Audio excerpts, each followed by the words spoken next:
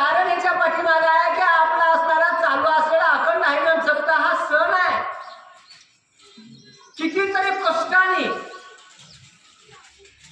इथं पंक्ती मिळाल्या दिल्यात महाराज, मिळाल्यात एक एक पिढ्या गेल्या पण पंक्ती सोडायला तयार नाहीयेत. आपला 10 वर्ष झालं पण काय झालं, जुन्या गावामध्ये जाऊन बघा, बरे आपल्या वडिलांच्या काळामध्ये काही गरिबी असेल तर कड्या खाऊ घातल्या असत्याल पण पंगत सोडली नाही. त्याचं कारण आहे, त्याचं कारण असं आहे, 5 प्रकारचे दान श्रेष्ठ आहेत. भूदान, गोदान, कांचनदान, अन्नदान आणि विद्यादान. आणि कलियुगामध्ये परमेश्वर महाराज 2 दान श्रेष्ठ आहेत, एक रक्तदान आणि दुसरा असं मतदान श्रेष्ठ आहे. ही एक प्रकारचं दान.